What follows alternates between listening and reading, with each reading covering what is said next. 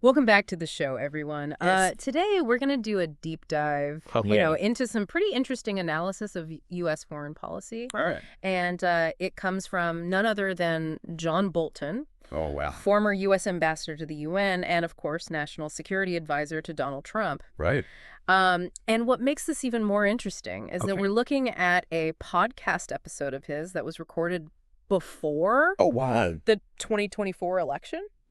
So this is So it's kind of like this time time capsule capsule, yeah. of predictions and insights. Looking back now, it's really fascinating. Exactly. See how things actually played out. The episode is from Shield of the Republic, a podcast by The Bulwark. Okay. And Bolton really doesn't hold back really? when talking about Trump and Kamala Harris's views on foreign policy.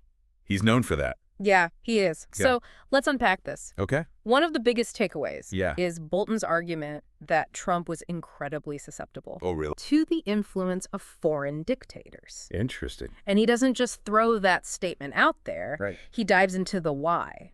Okay. It wasn't just about, respecting different leadership styles or anything like that. Bolton suggests that Trump was almost enamored by these strongmen figures, Okay. particularly Xi Jinping, Putin, and Kim Jong-un. Right. He paints a picture of a president more focused on building personal relationships than advancing strategic national interests. Interesting. So it's like putting the cart before the horse a little bit. Yeah, kind of. Yeah. And he backs this up with some pretty compelling examples Yes. from his time in the administration. Right. He talks about how Xi Jinping managed to convince Trump to ease pressure on Chinese telecom giant ZTE. Right. And it wasn't through any kind of strategic negotiation or anything like that. No. He just appealed to Trump's ego. Wow. Yeah. So that's a troubling insight It is. because it raises questions about, Yeah. whether national interest could be compromised Exactly. for the sake of personal validation. For the sake of someone saying, hey, good job, Mr. President. Yeah, basically. That's kind of scary. It is a little bit, yeah. It's wild, right? I'd almost managed to erase some of those moments from my memory, Sure.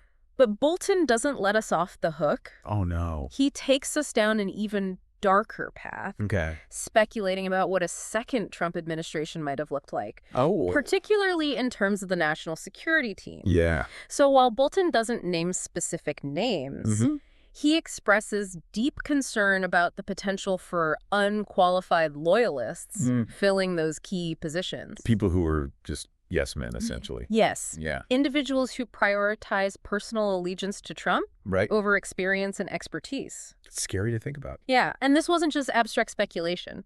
Bolton clearly saw this pattern emerging during his time in the first Trump administration. During the first term. Yeah. Okay. He points to a concerning trend of sidelining career diplomats and intelligence professionals Right. in favor of individuals who echoed Trump's worldview, regardless of their qualification. He was clearly worried about the potential consequences of this approach. Right. And rightfully so, it seems. Yeah, it makes you think about the importance of institutional knowledge and experience. Yeah. Especially when you're dealing with these complex foreign policy challenges. Absolutely. Yeah. It's not something to be taken lightly. No, it's not. And that brings us to another key point that Bolton raises, Okay. Trump's understanding Right. of government and international affairs. Okay. This is something that has been widely discussed, obviously. Right. But Bolton provides a firsthand account that's pretty eye-opening. Oh, really? Yeah, he describes a president who often relied on gut feelings and personal connections Okay. rather than a deep understanding of geopolitical dynamics or historical context. Interesting. Yeah, and he recounts this Yeah. almost unbelievable anecdote Okay. where Trump, in a meeting, seemed genuinely confused about why the U.S. was even involved in the Korean War. Oh, wow. Yeah, and it raises serious questions about the Yeah. depth of his knowledge Yes. and his ability to effectively navigate Right. complex foreign policy issues. That's concerning, to say the least. It is. Yeah. Wow. Yeah. It's pretty wild to think about. Yeah, it's a stark reminder, I think, Okay. of the potential consequences. Absolutely. When you have a leader who lacks a fundamental understanding Right. of history and global affairs, For sure. and it's not just about historical knowledge. Right. Bolton also paints this picture of Trump struggling with even just basic concepts of governance and diplomacy. Like what? He talks about instances where Trump would make like these Yeah. really impulsive decisions or pronouncements on foreign policy without even consulting experts. Wow. Or even considering the potential ramifications, Yeah, like what, for example? He gives this example of Trump's abrupt decision to withdraw U.S. troops from Syria, Right. and it caught even his own advisors off guard. Oh, wow. And it really just created chaos on the ground. Yeah, so these seemingly impulsive moves Right. end up having significant consequences. They do. Right? Like leaving U.S. allies in the region Exactly. feeling abandoned. Yeah. And then potentially emboldening adversaries. Yeah, I mean, it seems like a recurring theme in Bolton's account is Yeah. this disconnect between Trump's actions and the advice of his national security team. Exactly. And it ties into a broader point, I think, that Bolton makes about the erosion of institutional norms and expertise Okay. during the Trump administration. So he argues that Trump's disdain for these traditional diplomatic protocols and his tendency to prioritize personal loyalty over experience had this really damaging effect on U.S. foreign policy. Interesting. So how does all of this connect to the other figure in this discussion, Kamala Harris? Okay. It seems like Bolton's concerns about Trump Right. highlight the importance of certain qualities Yeah. in a leader, Sure. especially when it comes to foreign policy. Absolutely. And this is where the discussion about Harris becomes really interesting. Okay. While Bolton acknowledges that Harris was generally aligned with Biden's foreign policy approach during the campaign, Right. he also points to some key differences Okay. in their rhetoric and potential approaches. Like what? He specifically highlights Harris's campaign speeches, Okay. where she emphasizes the need for American strength and leadership on the global stage. So it's a more assertive tone than we typically heard from Biden? It is. It is. He often focused on rebuilding alliances and restoring America's global standing after the Trump years. Okay. And Bolton suggests that this difference in rhetoric might point to a more hawkish stance from Harris on certain issues. He doesn't delve into specifics or anything, but it raises intriguing questions, about how she might have approached some of the key foreign policy challenges facing the U.S. Especially in light of her own experience as a senator and former attorney general. Exactly. It's fascinating to think about. It is. How these different approaches might have played out Yeah. in practice, especially given the complex global landscape Right, at the time. exactly. And speaking of complex global landscapes, Yeah. Bolton spends a significant portion of this podcast Okay. discussing the most urgent international security issues that he believed would demand the next administration's immediate attention. Regardless of who won. Regardless of who won, he really seemed to be sounding the alarm Yeah. about a couple of key areas. Okay, so which ones? He identified two main threats. Okay. The ongoing conflict in Ukraine Right. and the growing assertiveness of China Of course. on the world stage. Makes sense. He saw both of these issues as posing significant threats to global stability and requiring a decisive and strategic response. Okay, so let's start with Ukraine. The situation there was already extremely volatile, It was. even before the election. What was Bolton's take on how the U.S. should approach this conflict? So Bolton, known for his hawkish stance, advocated for continued and even increased support for Ukraine in its fight against Russia. So he was a firm believer in providing them with the tools to effectively counter Russia's air superiority. So things like Patriot missile systems, advanced drones, and the intel to target key military assets. Wow. It sounds like he was pushing for a much more aggressive approach He was. than what we were seeing at the time. Yeah.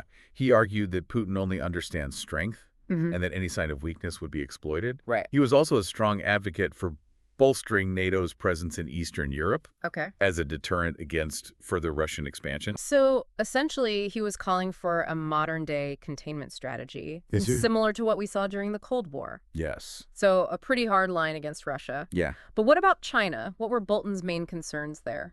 So Bolton was very vocal about his belief that China's growing economic and military power posed this long-term strategic threat to the U.S. and its allies. He didn't mince words. He didn't? He called China an existential threat to the U.S.-led world order. So what were some of the specific actions he saw as aggressive or threatening?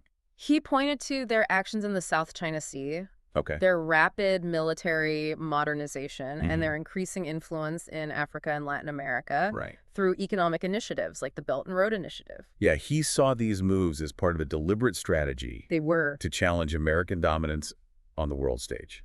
And how did he think the U.S. should respond to this challenge? So Bolton was highly critical of what he saw as a naive approach to China by previous administrations. So he believed that engagement in diplomacy had failed. They had failed to curb China's ambitions. Right. And that a more confrontational approach was necessary. So essentially a complete shift in strategy. Complete shift.